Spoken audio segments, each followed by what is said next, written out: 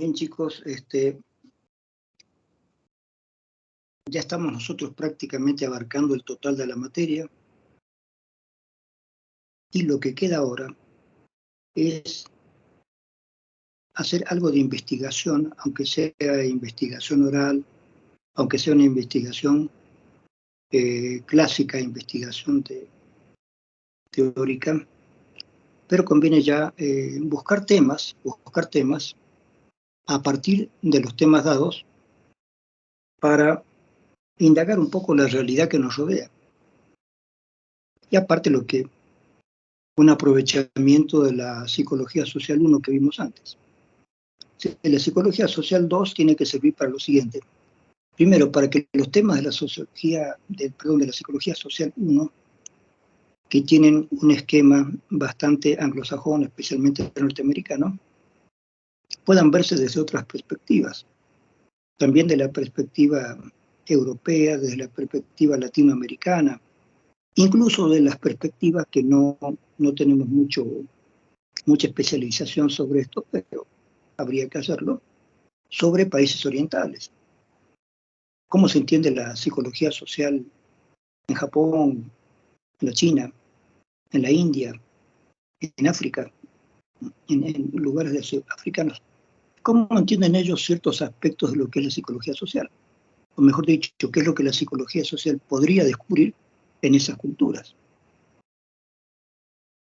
Porque nosotros hablamos de psicología social y siempre, que está bien, siempre terminamos aterrizando en lo que nos pasa a nosotros, en Bolivia, en América Latina, porque es lo que más conocemos. Entonces, está bien, es una psicología social para conocer la sociedad que nos rodea. Pero la sociedad es muy grande. Yo les repito, hoy en día que nosotros ya estamos conectados con redes informáticas, convendría entonces ampliar nuestra mirada. Y convendría cada tanto estudiar algunas cuestiones de afuera, por ejemplo, cuál ha sido la lógica de las revoluciones y contrarrevoluciones en el África negra o en el África del norte de condición fundamentalmente musulmana,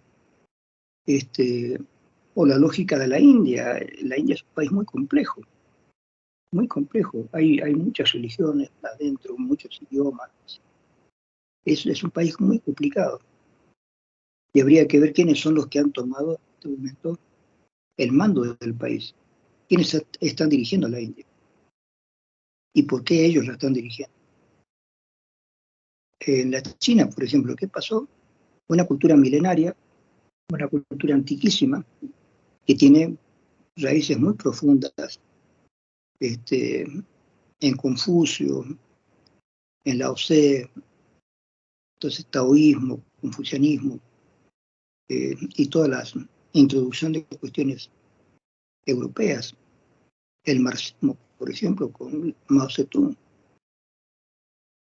Todo esto, ¿en qué ha terminado? ¿Qué es la China de hoy?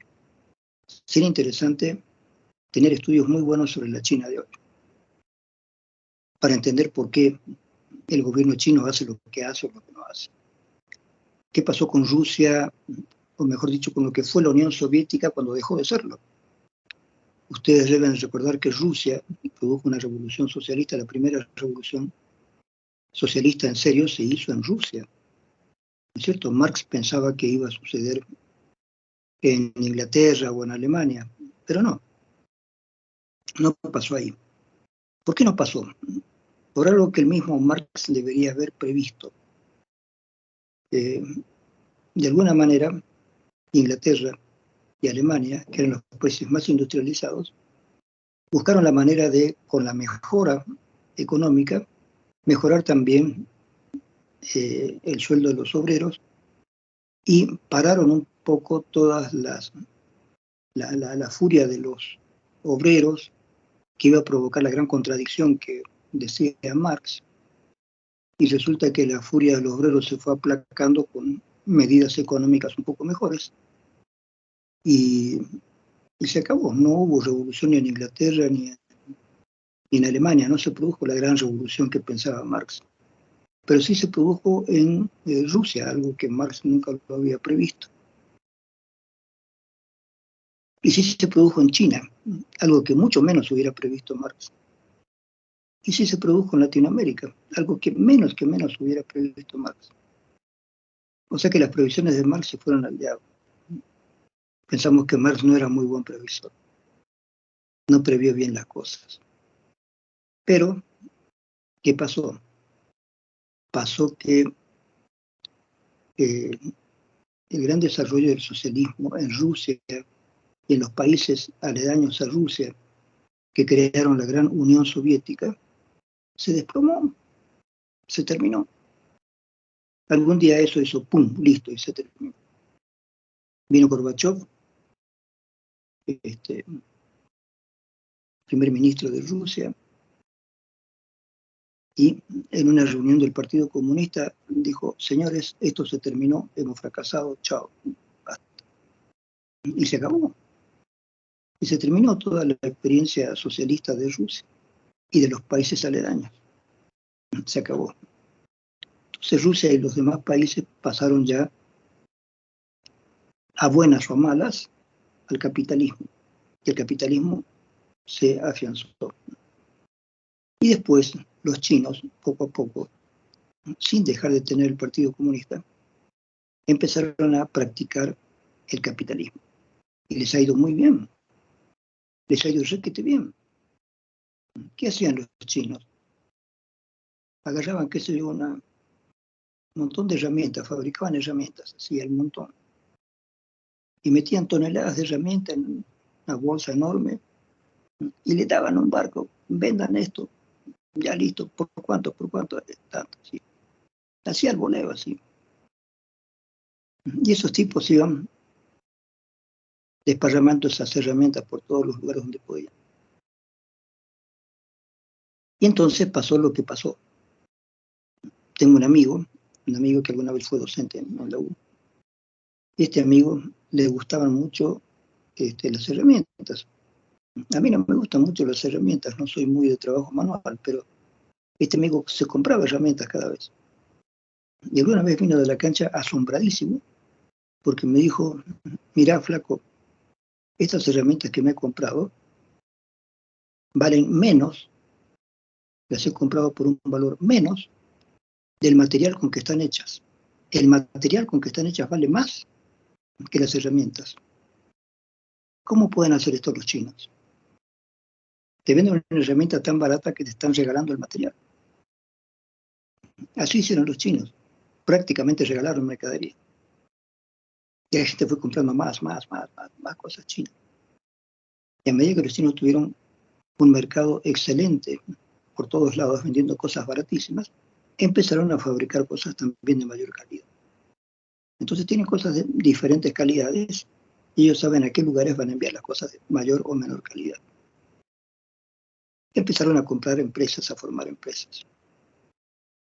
Hubo un chino que fue a Europa y vio una fábrica tan buena que la compró y la hizo sacar de allá y se la llevó a la China, tal como era la fábrica, tornillo por tornillo. Compró todo y lo trasladó a la China.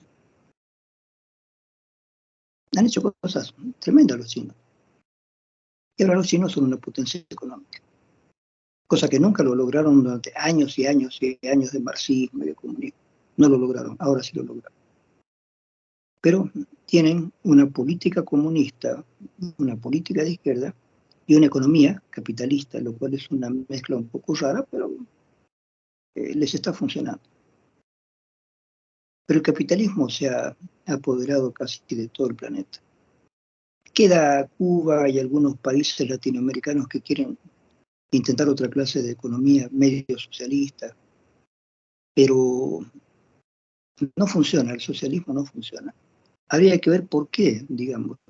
O sea, yo no me atrevo, porque no soy economista, a decirles exactamente por qué no funcionó y si alguna vez podría funcionar otra vez. No lo sabemos. Yo no lo sé, es un análisis complicado. Pero lo que todos sabemos es que fracasó. Fracasó. Entonces, seguimos otra vez en el capitalismo. ¿Qué implica eso?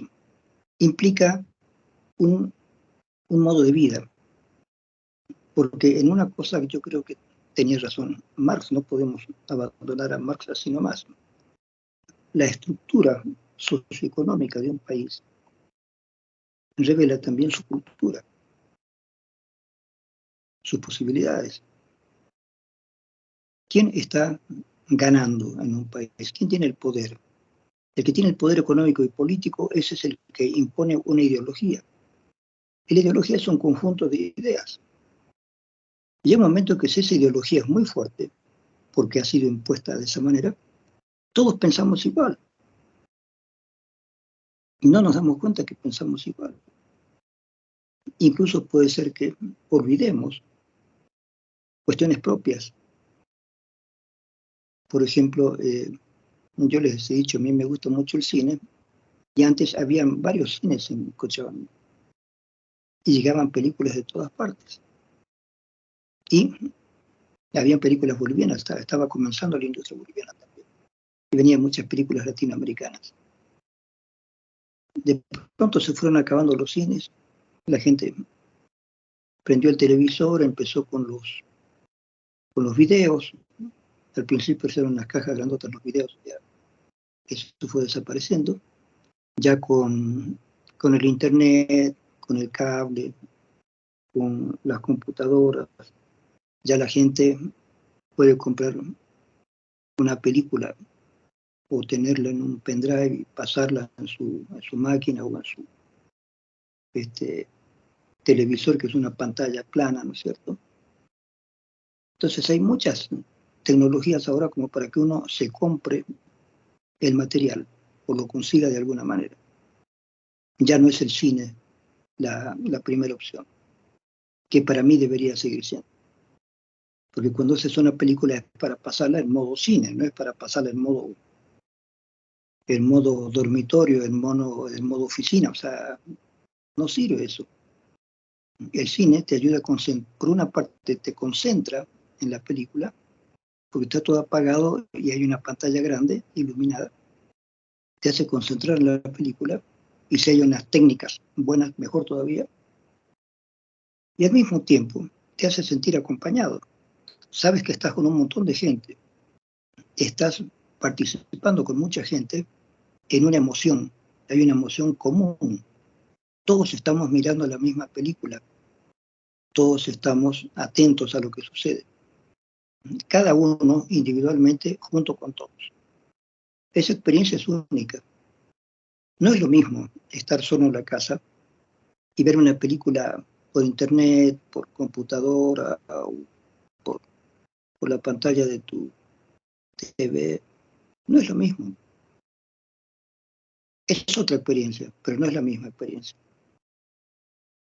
Por lo tanto, se ha perdido mucho de la estética del cine, porque aquellas personas que no sabían de cine, a través de las películas se les podía explicar.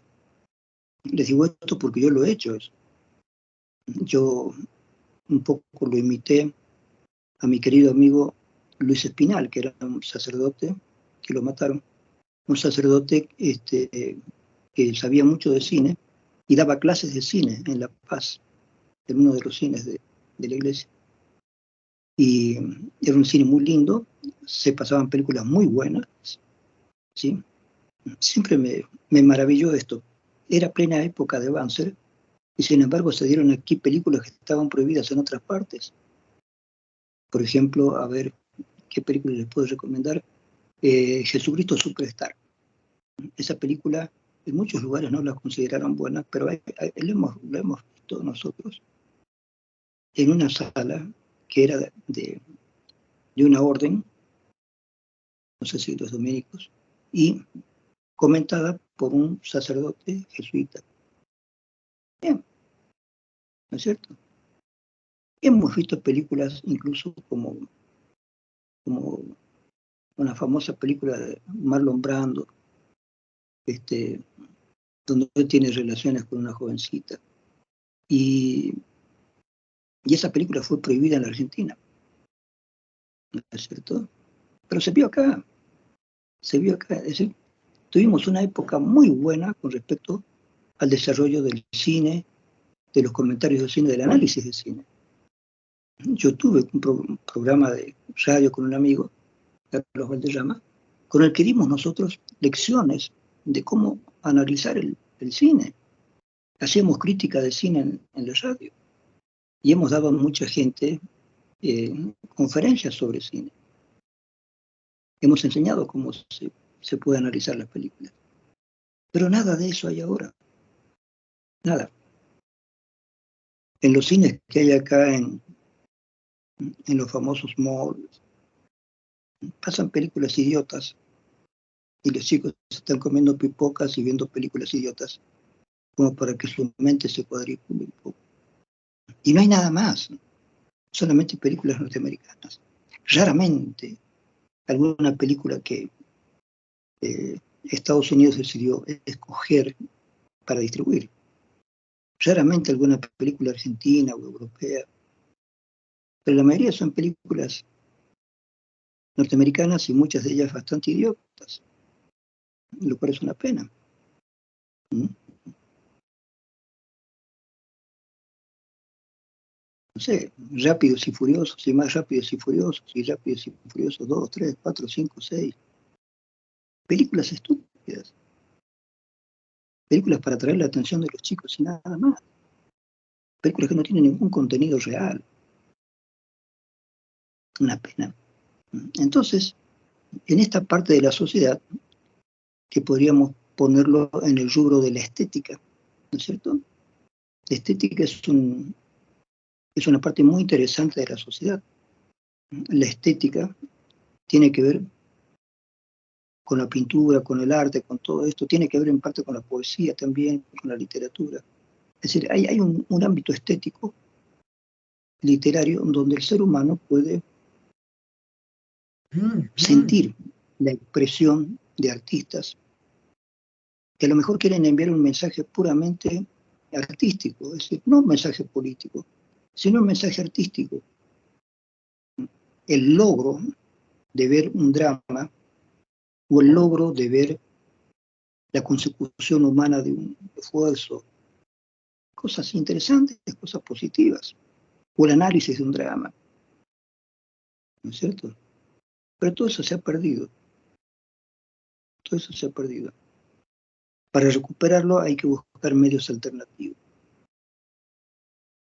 Y en general se está tratando de, diría, esta palabra es un poco fuerte la que voy a utilizar, pero diríamos que hay un intento de idiotizar a las personas.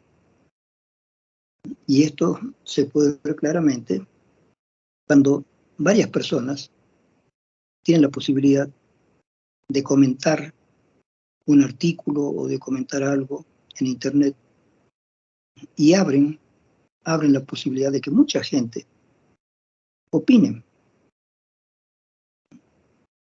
Y hay muchos imbéciles que opinan estupideces. Lo siento, pero hay que decirlo así. A lo mejor esos imbéciles no tienen la culpa de ser tan imbéciles. Habría que analizar su vida, qué pasó, cuál fue la estructura en la que se movieron para poder terminar diciendo tonterías como las que dicen, opinando tonterías.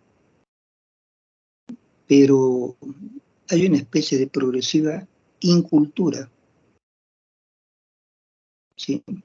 Hay una progresiva incultura, es decir, nosotros pensábamos que con todos los medios de comunicación la gente iba a ser más culta cada vez, entendiendo por cultura la posibilidad de entender los productos del mismo ser humano, los productos de la literatura, de la filosofía, del arte, y eso hacer una cultura que haga que las personas se humanicen cada vez más, no que se deshumanicen, al contrario, que se humanicen cada vez más. Pero esto no está sucediendo, no está sucediendo. Así que, junto con un gran progreso tecnológico, me parece que tenemos un gran regreso, una pérdida de la capacidad creativa y de la capacidad de análisis y de comprensión de lo que son los productos culturales, la elaboración de la cultura. Por supuesto, yo no pienso que la elaboración de la cultura tenga que partir de grupos específicos, porque ahí viene el otro problema. ¿Cómo hacemos para saber en qué momento una cultura refinada o no refinada es una cultura lanzada por el poder político? ¿Hasta qué punto el poder político puede influir en esto? Ustedes saben que en la época de Hitler había una señora Riefenstahl. Esta señora fue una productora de películas. Y ella hizo películas, pero solamente para agradar al Führer y para hacer propaganda de los nazis. A pesar de que ella sabía mucho de cine, pero hizo un cine político. Y bueno, habría que impedir que haya cine político en ese sentido. No puede haber un cine para halagar a las masas y representar al gobierno de turno. Más bien debería haber algún cine de discusión. Ojo, no hagan tanto caso al gobierno de turno, ¿no es cierto? Para que los gobernantes de turno, si atendemos a la democracia, no empiecen a tener tanta influencia que quieran permanecer indefinidamente en el poder. En términos democráticos, y yo sigo creyendo en la democracia, en términos democráticos, no puede haber una persona permanentemente en el poder. Con todos los riesgos que hay, el poder debe ser rotatorio, es decir, cada tanto cambiar las personas que están a cargo del poder político. Pero bueno, Fidel Castro hizo el primer ejemplo en Latinoamérica de un dictador de izquierda, porque antes hubieron muchos dictadores de derecha que se quedaban ahí tremendamente empotrados en el poder político, hasta que hubieron revoluciones, como la Revolución Cubana. Pero la Revolución Cubana significó un líder que también se quedó toda su vida, hasta que se enfermó y hasta que se murió, y fue sucedido por su hermano. Y recién su hermano fue sucedido por algún miembro confiable del Partido Comunista. Pero ha sido una hegemonía así familiar, ¿sí? Fidel Castro y su hermano, ellos encargados de Cuba, forever, hasta que se mueran. ¿Eso es una revolución? No, pero es que ellos eran los únicos que podían liderar esa revolución. Si ellos hubieran ido, la revolución se hubiera venido abajo. Y bueno, que se venga abajo. Porque si se viene abajo significa que fracasó, que no es una verdadera revolución. Si la revolución se va a mantener por la fuerza y con un único personaje permanente, no es una revolución, es una tiranía. Y no hay tiranías revolucionarias, es mentira. Porque si no, Franco sería revolucionario, Pinochet sería revolucionario, el mismo Hitler sería revolucionario. Y por supuesto Stalin siempre se lo ha creído como revolucionario, pero en la misma Rusia, Khrushchev declaró ante todos los miembros del Politburó: señores, estas fueron las cosas que hizo Stalin. Esto. Y ahí se descubrieron todos los crímenes que había cometido Stalin. Dicho dentro de la misma Rusia, por Khrushchev, que fue el primer ministro que ya definitivamente se quedó como primer ministro después de Stalin, después de algunos intermedios.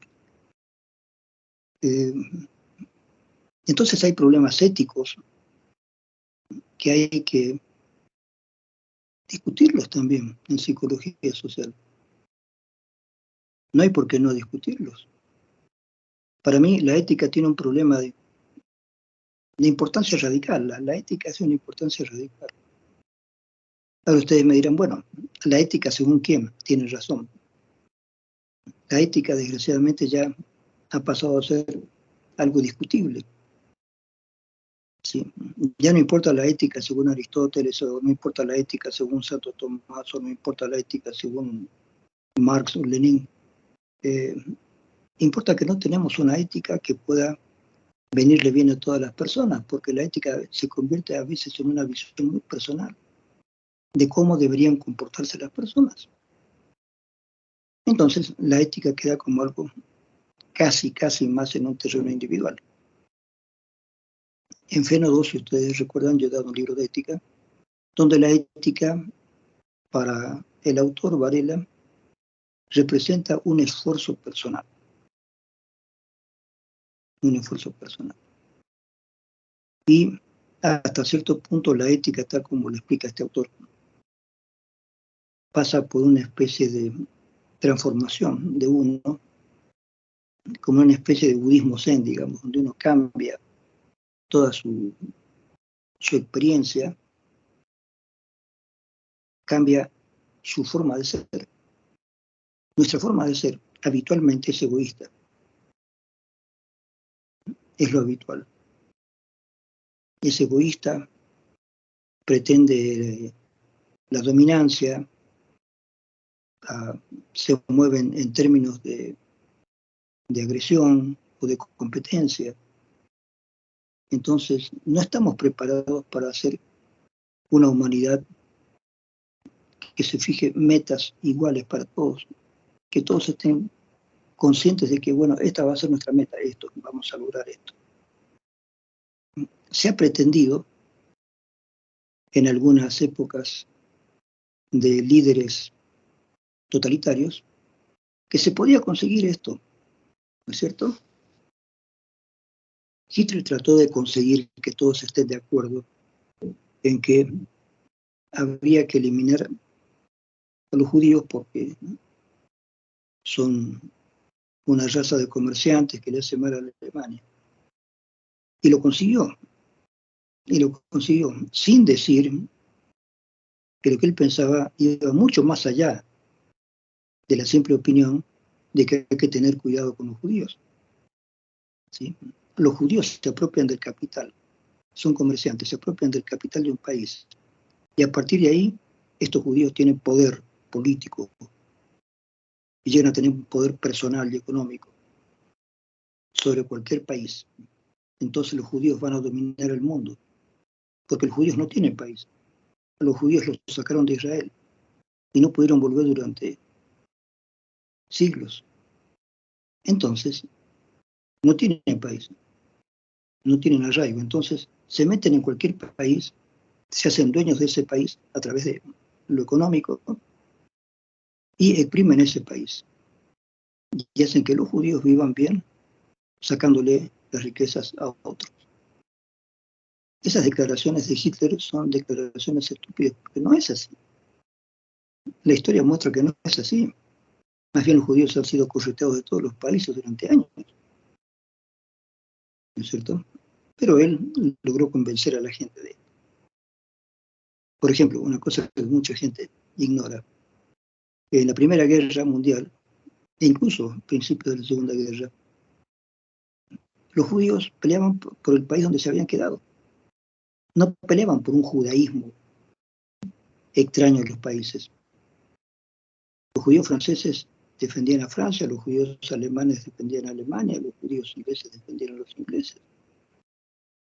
Se afianzaron en cada país donde pudieron y defendieron ese país donde vivían. No defendieron el judaísmo, defendieron al país donde estaban. Y Hitler nunca aclaró este tipo de cosas porque era un poco estúpido. Mejor dicho, no era estúpido, era loco nomás, malvado. Entonces, la gente, a nivel social, suele ser un poco estúpida.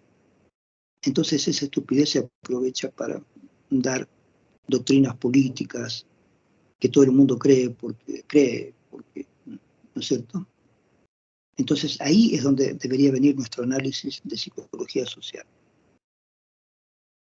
La idea ya no es solamente de cómo se forma una coincidencia con respecto a algún tema de formación social. Ahí la pregunta es, ¿cómo se hace esa formación social? Porque no son cuestiones aisladas. Claro, Moscovici investigó cómo es que el psicoanálisis pudo aceptarse en Francia sin ningún problema. Un trabajo sociológico. Entonces él habló de este asunto de cómo hay construcciones psicológicas que hacen que todo el mundo esté de acuerdo en una idea. aunque no de la misma manera, pero de acuerdo en una idea general. Y eso explicaría también los nacionalismos, explicaría un montón de cosas. Pero lo importante, que no aclaramos con sí, es cómo la gente experta en filosofía y en política, y en psicología también, aprovecha esto para hacer una formación psicosocial en la mente de las personas, para que estén de acuerdo con un fin determinado. Por suerte, las generaciones nuevas, yo veo que están desligándose ya un poco de todo esto, que me parece bien. En Argentina todavía están con el problema de las Islas Malvinas, que son argentinas, que los ingleses se han venido acá. Pero ese problema es más agudo desde que el ejército argentino hizo un movimiento de tipo guerra para reapoderarse de las Malvinas, que vuelvan a ser argentinas, y entabló una guerra con Gran Bretaña. Y los ingleses, los británicos, tienen muchísima experiencia en guerra. Participaron de la Primera y la Segunda Guerra Mundial, experiencia que nosotros los latinoamericanos no tuvimos. Tienen una experiencia enorme de batallas marítimas, experiencia enorme de conquista de países. Nosotros no tenemos eso. Pero los militares argentinos creyeron que podían escapar a la crítica que ya estaba apareciendo sobre las muertes y desapariciones que hacían ellos, y lanzaron la guerra de las Malvinas con gente totalmente inexperta, soldados que jamás habían estado en una guerra, incluso coroneles y generales que en su perra vida habían estado en una guerra, fracasaron, por supuesto. Y esa pérdida, esa derrota, fue bastante dura para muchos argentinos que estaban eufóricos pensando que iban a reconquistar las Islas Malvinas.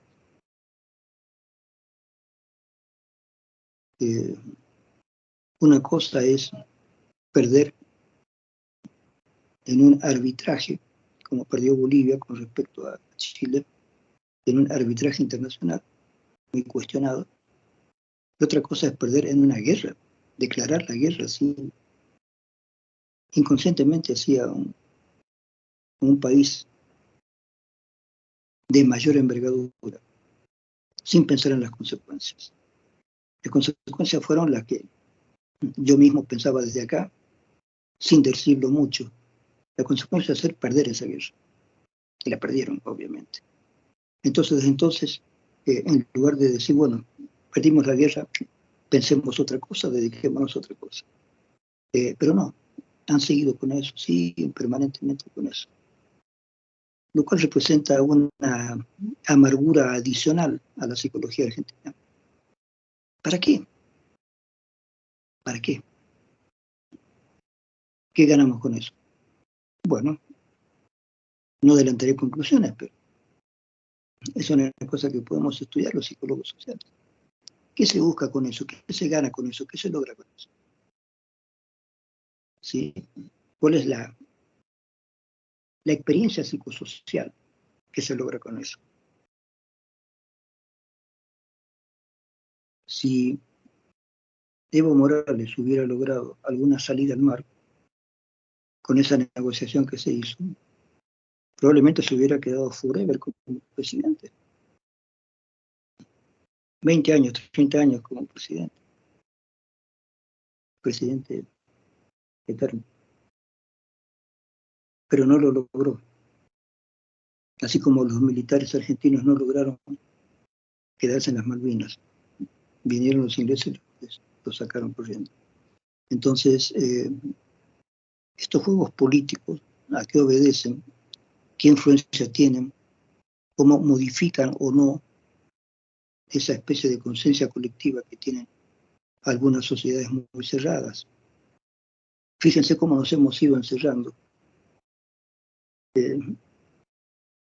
Está bien, los incas empezaron a dominar, conquistar a los pueblos que podían. Pero de todas maneras, los incas, los aztecas y los demás pueblos conquistados tenían una cultura similar. Llegan los europeos, los españoles. Algunos miran, es mucho decirle europeos a los españoles, pero en aquel tiempo eran todos más o menos burros los europeos, así que no había demasiadas diferencias. Pero llegan los españoles acá y entran a invadir todo lo que encuentran como América, sin darse cuenta que estaban en otro lugar, pensaban que estaban en la India, después se dan cuenta que no es la India, pero lo mismo, siguen llamándole la India. Y hacen un movimiento de conquista, en muchos casos muy brutal, muy violentamente, y logran conquistar todo este territorio. Y vienen más españoles cada vez, y después más europeos, no solamente españoles. E incluso ya en una medida ya muy moderna, digamos, ya finalizando el siglo XIX y comenzando el siglo XX, en la Argentina, los presidentes argentinos tratan de canalizar la transformación de la Argentina, eliminar a la gente indígena, eliminar a muchos de los gauchos que quieren ser líderes de sus regiones y traer inmigrantes europeos, si es posible, ingleses y alemanes. No lo lograron, vinieron españoles e italianos, vino un montón de inmigrantes. Pero de todas maneras, inmigración europea. Y esa inmigración europea fue tomando cada vez más terreno en la Argentina. Y la Argentina se transformó en un país similar a Europa. No europeo, pero similar a Europa, mirando hacia Europa. Yo alguna vez les he comentado que muchos libros que yo tenía, revistas que tenía eran revistas hermosas, ¿no? para estudiantes, estaban todas referidas a Europa. Todas referidas a Europa. No habían revistas, no habían libros referidos a Latinoamérica. Nosotros aprendíamos en mi colegio todas las capitales europeas, los ríos europeos, la historia europea, la cultura europea. Pero no sabíamos qué pasaba con Bolivia, con Perú, con México, con Colombia. No teníamos la menor idea. La mayoría de nosotros, tal vez algún chico por ahí más curioso, buscó. Yo empecé a buscar un poco más recién cuando estaba en la universidad, pero aún así desconocíamos muchas cosas. No encontrábamos literatura acerca de qué era Bolivia. Muchos de nosotros no teníamos una idea exacta de qué era Bolivia. Es parecido al Perú. Del Perú tenemos alguna noción. Y Bolivia es más o menos como el Perú. Claro, Bolivia era el Alto Perú, entonces tenía algo que ver. Pero cuando llegué acá me di cuenta que esto no era el Alto Perú ni era nada. O sea, era un experimento totalmente diferente. Y del cual todos los que habíamos estudiado la cultura europea no teníamos la menor idea, siendo un país limítrofe, ¿no es cierto? Solamente nosotros teníamos una buena idea de Chile, de Perú, de Uruguay, quién sabe de Brasil, pero de Bolivia no teníamos ni idea, de Ecuador muy poco, algo de Colombia, algo de Venezuela, algo de México. México sí fue un país más o menos importante para conocer o para saber o para leer, pero también en un sentido un poco, digamos, caricaturesco, el hecho de el mexicano macho, valiente, que se agarraba a tiros con todo, que es una imagen un poco torcida de lo que pasó cuando México quiso buscar su propia identidad y tener presidentes de México, porque allá hubo un francés que se fue a querer ser el rey de México, hasta que lo mataron, lo sacaron, lo mataron. Y bueno, hubieron revoluciones que trataron de una vez por todas, establecer la nacionalidad mexicana. Y ellos fueron los primeros que tuvieron un presidente originario, no Bolivia, México. No obstante, ese presidente originario no fue más, digamos. Todos los presidentes que vinieron después ya fueron diferentes. Y durante todo el siglo XX los presidentes que ha tenido México han sido la mayoría de presidentes de clase media alta, casi todos blancos o mestizos. En México la mayoría de la gente se dice mexicana. Cuando se habla de indios, se habla de algunas culturas muy específicas que están en especie de comunidades, en determinados lugares en el campo. Cuando tú dices, ¿hay indios? Ah, sí, hay indios por allá, así como que grupos un poco alejados de la ciudad. Y si tú le preguntas su nacionalidad, son mexicanos. No te dicen son cholos, son mestizos, son blancos. No, son mexicanos. Ellos han definido así la cosa.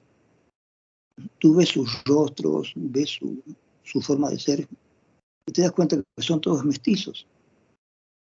La mayoría son mestizos. Que sería como decir acá en Bolivia la mayoría son cholos, es decir, no son indígenas, no son blancos, son la mezcla. Pero esa mezcla en México es ser mexicano, punto. Como debería ser acá la mezcla, ser boliviano y punto, y nada más. A mí me parece que esto que ha hecho este gobierno de Evo Morales ha sido un retroceso en lugar de un adelanto. Un adelanto es decir, somos todos bolivianos, listo, se acabó. Es un retroceso querer hacer diferenciaciones culturales, étnicas, irse 300 años atrás a ver qué es lo que pasaba. Ya no. Hay que superar, hay que seguir adelante, no ir hacia atrás. Entonces, todas estas cosas que yo les comento son cuestiones que habría que analizar a partir de los datos teóricos que tenemos de Social 2. De Social 2. Entonces, los trabajos prácticos que ustedes tienen que hacer, el trabajo práctico o la opinión de ustedes en algunos exámenes, tendrá que ver con lo que ustedes pueden investigar de Bolivia o de cualquier otra parte del mundo. ¿No es cierto? Pero tiene que ver con las transformaciones que están sucediendo hoy en día en todo el mundo y que afectan cuestiones políticas, culturales, sociales, ¿no es cierto? Que incluye lo político, lo religioso, que incluye lo económico, ¿no es cierto? Por ejemplo, nadie puede negar, porque es algo ya demasiado evidente, que la producción de droga en Bolivia está alterando un poco las cuestiones sociales y económicas de Bolivia. Ya no es solamente que se producen 10 gramos de droga, se producen toneladas de droga. Entonces, eso tiene que estar afectando a una gran parte de la población boliviana. ¿Cómo la afecta? ¿En qué nos afecta la producción de cocaína? ¿Nos afecta? ¿Cuánto? ¿O no nos afecta para nada? ¿Quién es el que lo dice? ¿Quién lo dice? ¿Quién tiene las investigaciones precisas para decirlo? Ahí tenemos un problema, ¿no es cierto? O por ejemplo, el hecho de que hoy en día las ciudades se están llenando de gente que viene del campo. Cualquier estadística que haya hoy en día te tiene que decir algo que ya se ha dicho desde los 80, ¿sí? 90. Hay más gente en la ciudad que en el campo. Hace rato que se han hecho esas estadísticas. Y todavía nos quieren convencer, unos políticos, de que la mayor cantidad de gente está en el campo. Mentira, no está en el campo, está acá en la ciudad. La gente del campo se viene a la ciudad. Han descubierto que se vive mejor en la ciudad. Hay gente que me ha contado a mí, Sí, yo tenía un taxi y alguna vez mi papá vino de la comunidad acá y para ver cómo estaba. Y vio la ciudad y le gustó. Y se vino. Sí, vendió su terreno, vendió todo. Y se vino con mi mamá y con mis hermanos. Viven en un departamento, en un edificio. Porque de pronto se dieron cuenta que tener agua a la mano, tener fuego a la mano, tener luz eléctrica, se dieron cuenta que todo eso era una maravilla para descansar, que el campo descansaba mucho. Y se vinieron. Pero así como esa gente se vino, hay mucha gente que se ha venido aquí a la ciudad. La Cochabamba de hoy ya no es la Cochabamba de cuando yo llegué. No solamente porque hay mucha gente, sino porque esa mucha gente, la mayoría, viene del campo y se hace citadina, se acostumbran a vivir en la ciudad, de manera que una buena proporción de toda la gente que hay en la ciudad de Cochabamba es gente originaria del campo, gente campesina, o cuyos abuelos han sido campesinos, y ellos ya quieren vivir acá en la ciudad. Todo eso genera cambios. Ahora, yo diría que especialmente desde el siglo XVII, un poco antes, ya la humanidad tiene cambios cada vez más seguidos y más radicales. Tal vez durante la Edad Media hubiera un poco cambios, tal vez en ese tiempo que llamamos la Edad Media de Europa, habían pocos cambios. Y los cambios no eran masivos, ¿sí? Habría que estudiar en esa época cómo eran los cambios acá en América, que también ha habido cambios, para que se forme el imperio incaico, para que se forme el imperio azteca, deben haber habido cambios profundos, ¿sí? Pero la cultura general era más o menos la misma. Pero habría que ver los cambios que se generaron en Europa para que Europa cambie de una manera de transformación total. Y esos cambios no son europeos, chicos. Esos cambios venían de Egipto, venían de los lugares árabes, en la misma España, en el sur de España, en el sur de España. Allí estaban los árabes y los árabes habían hecho construcciones y habían desarrollado la matemática, y habían desarrollado la astronomía, y habían desarrollado la química, y habían desarrollado la medicina. Donde estaban los españoles en el norte eran burros, no sabían nada. En el sur, donde estaban los árabes y los judíos, era donde se desarrollaba la ciencia, la tecnología, la cultura. Y los reyes católicos, no sé si por ser católicos, cuando toman el reinado no se les ocurre otra cosa mejor que sacar de allí a los árabes y a los judíos. Y quedaron solamente los españoles. Y los españoles, después de haber descubierto América, todo el oro que pudieron traer de América, lo regalaron al resto de Europa porque los españoles ellos mismos no sabían hacer nada. Eran unos inútiles. De esa inutilidad tuvieron que comprar todo, sacaron todo su oro, se quedaron pobres al final, pobres e ignorantes como eran. Mientras que la aceptación de la inmigración judía y árabe hubiera podido dar a España un golpe así extraordinario. Hubiera sido el primer país europeo más desarrollado en ciencia, en tecnología, en literatura, en un montón de cosas. Pero claro, había un problema ahí religioso.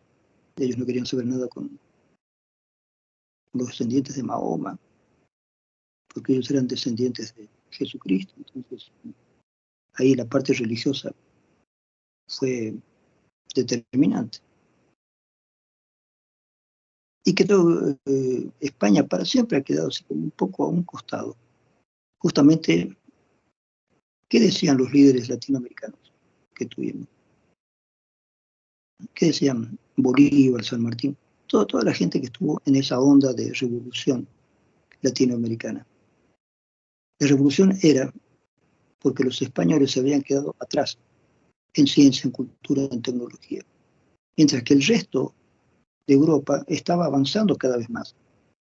Entonces, esa fue una de las muchas justificaciones para hacer la revolución contra los españoles acá en América.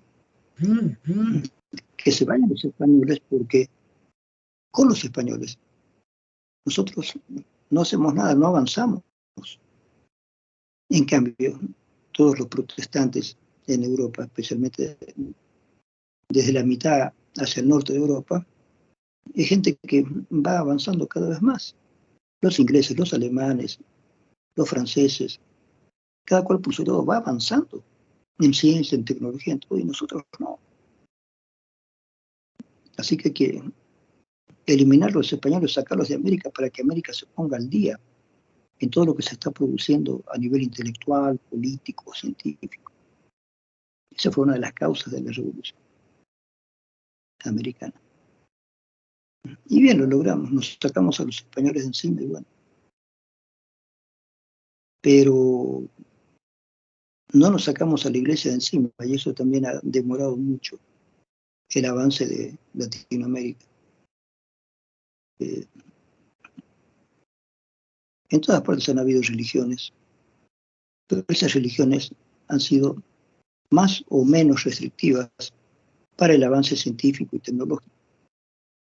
Y parece que un lugar como Estados Unidos ha sido un lugar que, si bien al principio fue muy oscuro, ¿no?, por la presencia de religiones protestantes así bien cerradas, pero al final ganó la parte más tecnológica, científica, económica, y poco a poco se fueron liberando de ataduras y crecieron como país. Crecieron hasta ahora. Estos procesos, que los estudia muy bien la economía, la sociología, la política, son procesos que hay que tenerlos en cuenta también en psicología social.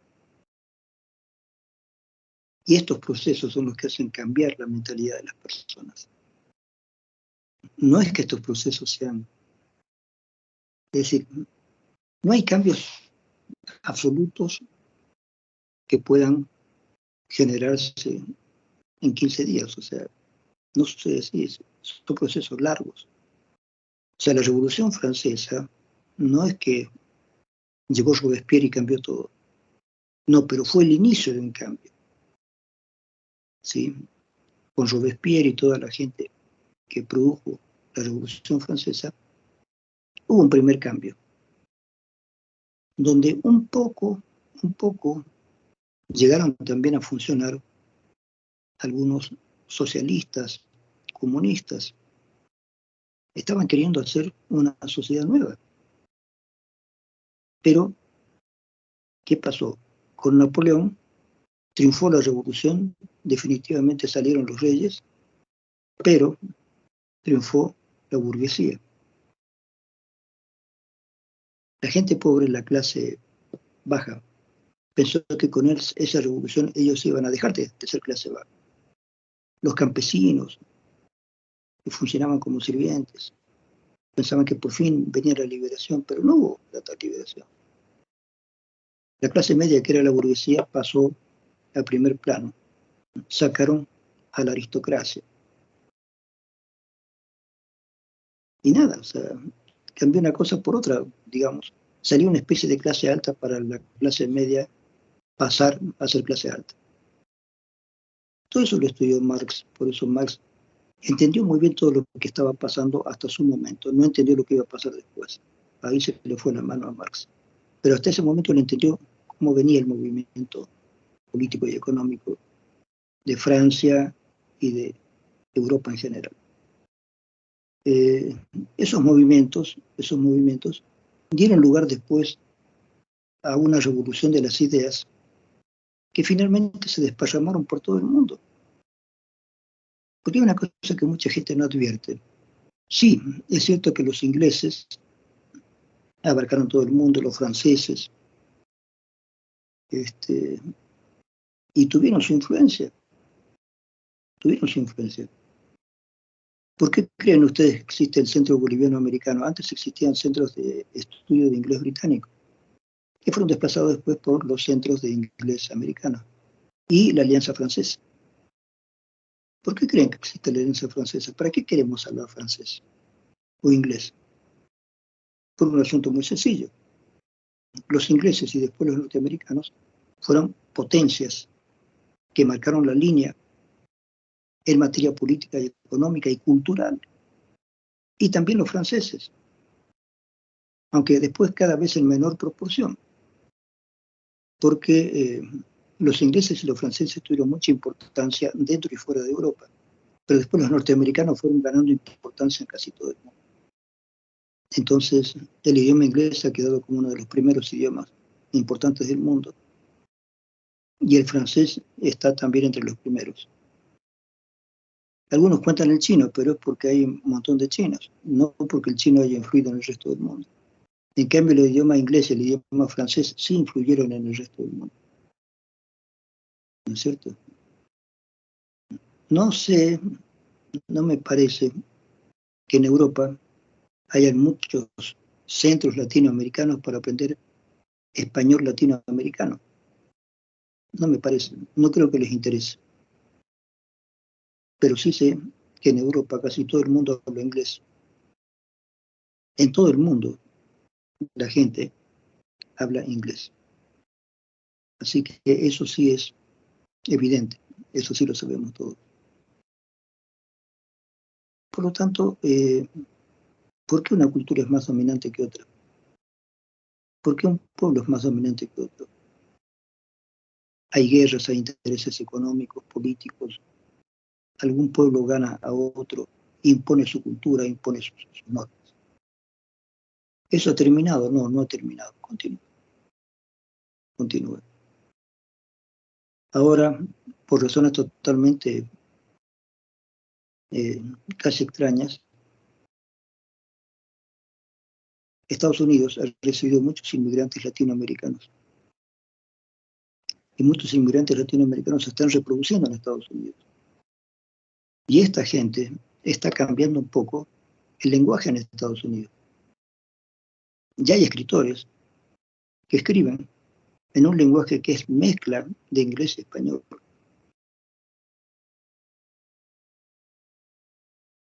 El Spanglish. Y se están creando obras literarias que están creando un idioma mezcla entre inglés y español. ¿Puede durar eso? No lo sé, pero es una tendencia que está apareciendo en Estados Unidos. Los ingleses nunca lo hubieran permitido, pero en Estados Unidos sí, porque Estados Unidos es un país que acepta un poco la inmigración, acepta un poco las mezclas, es un poco más democrático en eso. Pero estas transformaciones se siguen dando. De manera que estudiar psicología social o estudiar cualquier área social es estudiar algo que está dinámicamente formado, está en marcha, está en movimiento siempre. Un buen estudio sociológico hoy es posible que de aquí a 3 años ya no sirva. La dinámica social hoy en día es importantísima por muchos motivos. Ya les he comentado, yo he visto un documental muy bueno sobre todas las poblaciones que en este momento están siendo desplazadas. Se van a Europa o se van a Estados Unidos o se van a otros lugares. Poblaciones que se van a Europa, casi todas de África del Norte, que es el África árabe, el área musulmana, digamos, o de la parte medio o del sur, por otros motivos climáticos, económicos, pero en la parte norte es por las guerras que ha producido Estados Unidos. ¿Sí? Las guerras en Irak, en Afganistán, y en varios lugares del norte, todas esas guerras ya al final han hecho que la gente tenga miedo y se va. Hay destrucción total de muchas ciudades. bueno, la gente busca dónde refugiarse, dónde estar bien. Y se van. ¿A dónde se van? A Europa. ¿Por qué? Porque es el lugar más cercano que tienen. ¿No es cierto? ¿Qué es lo que tienes ahí más cerca? España. O, si te quieres hacer un viajecito más a la derecha, Italia. Y son los lugares para salir de África y llegar a Europa. Y lo están haciendo. Lo están haciendo. Y los europeos no aceptan de buen grado recibir inmigrantes de África, pero lo tienen que hacer. Lo tienen que hacer porque si no, ahora a los ojos de todo el mundo se vería como los europeos están rechazando a la gente que necesita un poco de paz y tranquilidad. Ahora, ¿por qué no hay paz y tranquilidad? Porque justamente los norteamericanos, ayudados por ingleses y franceses, han bombardeado todas esas zonas, han producido cuestiones terribles ahí. Y lo más interesante es que en algunas series de televisión aparecen estos tipos que han estado en Irak o en Irán. No, perdón, en Irán no han estado, tienen miedo. En Irak o en Afganistán o en otras zonas. Y dicen, no, yo he estado ahí, he visto cosas terribles. Y los presentan como héroes, ¿no es cierto? Héroes.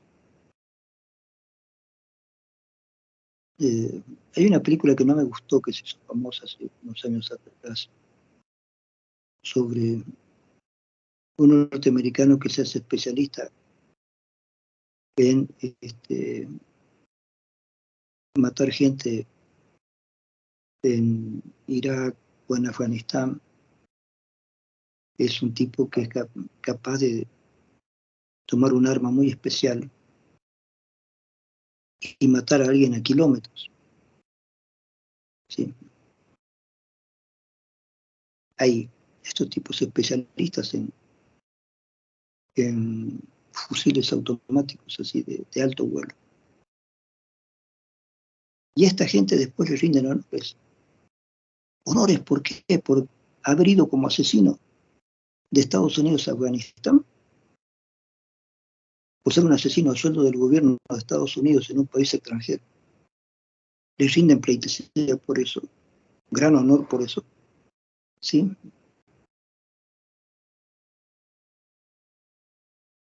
Es una película que ha tenido éxito, la han hecho muy bien. ¿Sí? El que la dirigió es un buen tipo, aparentemente, un gran actor y director. Pero el mensaje de la película no me gustó. O sea, ¿por qué va a ser héroe? Porque fue a matar gente por orden del gobierno de Estados Unidos. Gente que estaba defendiendo su propio país de la invasión de Estados Unidos allí. Y hay mucha gente que se traga la película y lo acepta el tipo como héroe. Pero no son héroes, son asesinos. Son asesinos que asesinan bajo las órdenes de su gobierno. Su gobierno les dice, vayan allá, a un lugar donde no tienen nada que hacer. Vayan allá, maten gente. Necesitamos robar en este país y lo vamos a hacer a la mala. En realidad eso es todo. Eso es todo. Estados Unidos ha hecho barbaridades en muchas partes del mundo, especialmente en Japón, en Vietnam, en Irak. Entonces, ¿cuál es el mensaje político que trae todo esto? Y el asunto es el siguiente, nosotros como psicólogos sociales tenemos que entender el plano político e incluso podemos ponernos de acuerdo con una cosa u otra, podemos ejercer una crítica, claro, podemos ponernos a favor de una corriente o de otra, pero tenemos que intentar, en la medida de lo posible, analizar científicamente estos aspectos sociales. No les digo que sean intensamente neutros, porque no existe eso, pero tener por lo menos algunos parámetros objetivos para poder estudiar esto con tranquilidad. En mis materias, Psicología Social 1 y Psicología Social 2, no les estoy dando instrumentos para hacer estos análisis. Esos instrumentos los van a ver después. Por eso queremos, en estos últimos tiempos, organizar bien el área social de la carrera de psicología. Ver gradualmente todas las cosas que tienen que ver. Entonces, en Psicología Social 1 y Psicología Social 2, yo me he propuesto darles a ustedes cuáles son los problemas que estudia la psicología social. No cómo los estudia, la metodología viene después. Para mí no se puede aprender una metodología si no sabes para qué la vas a usar. Entonces, primero la teoría de la psicología social, para saber qué es lo importante de analizar, qué es lo que queremos analizar, y más o menos cuáles son los criterios teóricos desde los cuales podemos abordar un problema. Después vendrá la parte tecnológica, la aplicación de matemáticas, la aplicación de métodos de investigación objetivos para estudiar este tipo de problemas. Pero tenemos primero que conocer los problemas, o si no, no vas a saber hacia dónde tienes que aplicar las matemáticas ni la investigación. Entonces, primero darnos cuenta de cuáles son los problemas y hasta dónde podemos llegar a un análisis siquiera cualitativo de esos problemas. Eso es lo que hacemos en Psicología Social 1 y Psicología Social 2. Entonces, en Psicología Social 2, yo ya he dado los temas que tengo que dar. Lo que estamos haciendo ahora es ver cómo esos temas pueden dar origen a investigaciones concretas en cada país, en cada lugar, en cada época, sobre lo que sucede en esa sociedad. ¿Para qué nos sirve a nosotros la psicología social? Para estudiar cuáles son los intereses de grupos pequeños o grandes dentro de cada sociedad. Pero como yo les dije, la psicología social está totalmente emparentada con la sociología, con la economía, con todos los estudios culturales, con la lingüística. Por lo tanto, la psicología social debe extender sus brazos para hacer investigaciones junto con economistas, junto con sociólogos, junto con lingüistas, junto con antropólogos. O sea, la psicología social yo la veo como una ciencia que está ahí en la mitad, al medio, y puede hacer uso de herramientas de otras ciencias que están dentro del área social, incluso de las matemáticas. Entonces, yo insisto en que de los temas que hemos estudiado, tenemos que volver sobre esos temas y aplicarles ahora toda la problemática de la posibilidad ya muy desarrollada de la comunicación por Internet, es decir, de las redes de comunicación social. Ahora las redes por Internet están haciendo que tengamos más noticias cada vez, más rápido. Pero el problema es que no sabemos cuáles de esas noticias son ciertas o no. Es uno de los muchos problemas. Ahora tenemos demasiada información y tenemos que elegir cuál de esa información parece ser la más real, ¿no es cierto? Ahorita mismo tenemos un problema serio. Hay una guerra en Rusia, ¿no es cierto? Desde Moscú están enviando un ataque a una parte que parece que los rusos consideran que es rusa, ¿no es cierto? Pero Ucrania se considera separada de Rusia. Si nosotros ya no somos rusos, somos ucranianos, otra cosa. Y bueno, ahí hay una guerra fuerte, que no sabemos muy bien cómo van a terminar, pero parece que sabemos cómo va a terminar.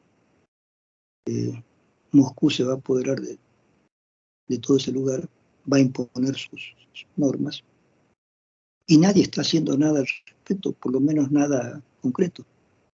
Todos los países tienen miedo de enfrentarse con Rusia, con Putin, porque piensan que Putin tiene poder bélico y lo puede desparramar así de manera irresponsable.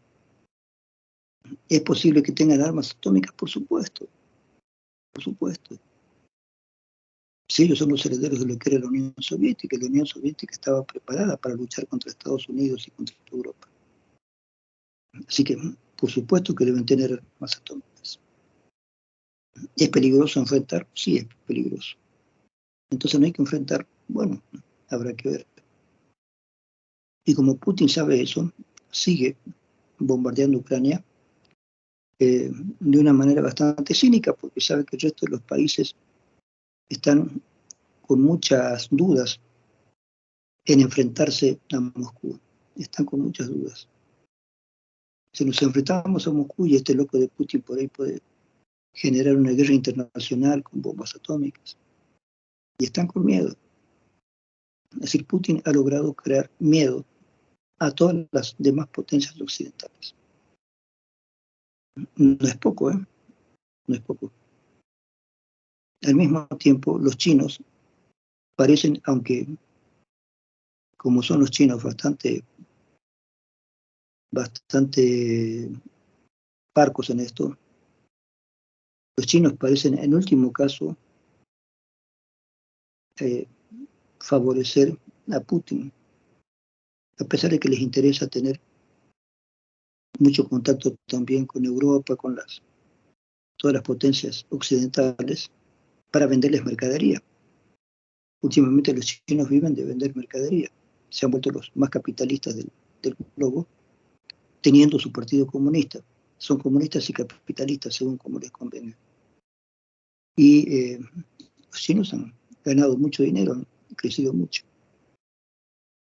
Entonces, no quieren abandonar a Putin, pero tampoco quieren sumarse a Putin, ¿no es cierto? No quieren abandonar a Putin porque no quieren entregarse fácilmente a todas las fuerzas norteamericanas y europeas. Tampoco quieren enfrentarse. Están un poco ahí en esa duda. Pero China tiene mucho poder económico. Y Putin tiene un mediano poder económico, pero sabemos que tiene mucho poder bélico. Tiene armas. Y es posible que los chinos tengan armas también de destrucción masiva. Así que una guerra mundial hoy en día sería la última guerra que la humanidad podría experimentar. Como ven, chicos, hay diferentes problemas para ser analizados desde la psicología social 2. Entonces, yo les pido que ustedes mismos traigan a la cátedra los problemas y un intento de análisis. No les digo de solución. No estamos llamados a solucionar problemas internacionales. Pero sí podemos presentar un problema y decir, este problema es por esto. Y parece que hay estos aspectos que podrían complicar y hay otros aspectos que podrían ayudar. ¿Cuáles de estos aspectos son los que están más débiles o más fuertes? Así que a partir de ahora yo quiero que ustedes estudien dos cosas. ¿Cómo influyen las redes sociales en la sociedad de hoy? Busquen artículos sobre esto. Y segundo, ¿cómo influyen las redes sociales y hasta dónde nos alcanza el estudio de la psicología social para entender las cosas que están ocurriendo hoy en día y cómo se pueden solucionar?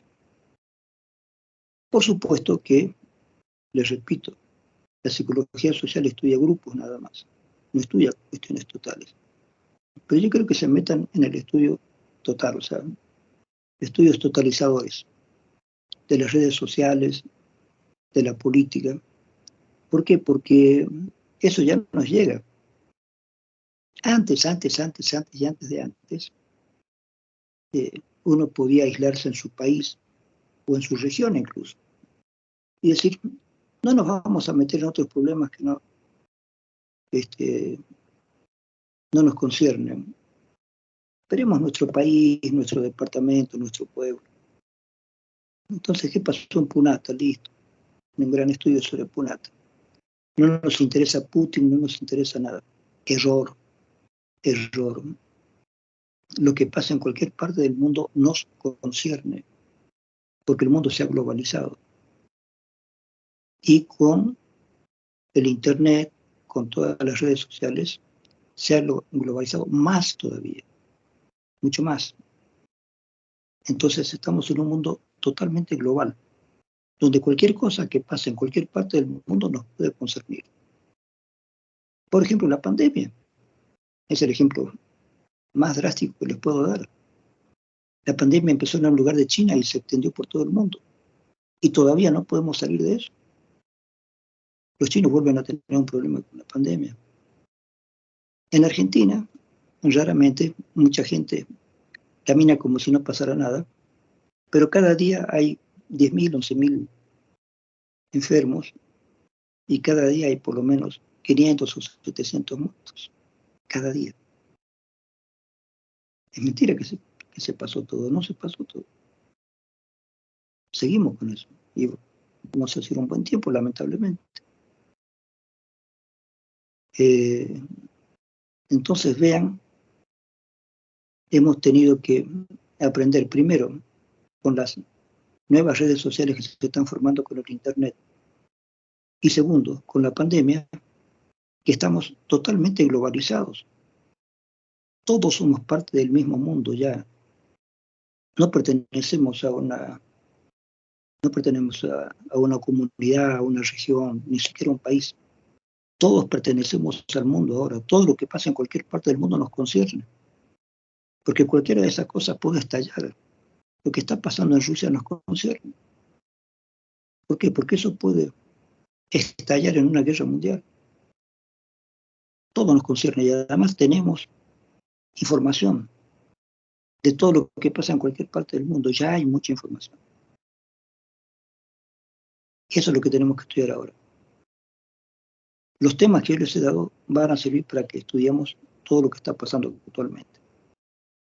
Entonces les digo esto para que ustedes avancen ya rápidamente en los trabajos prácticos que yo necesito ver.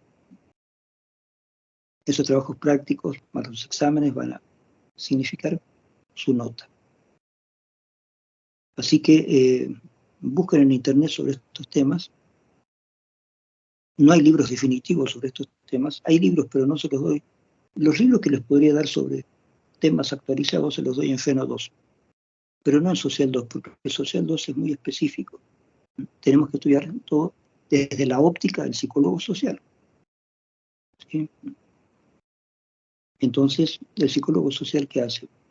Estudia las reacciones de las personas en problemas específicos y los estudia de acuerdo a los antecedentes de esa población, a las vicisitudes que está pasando esa población, al futuro probable de esa población.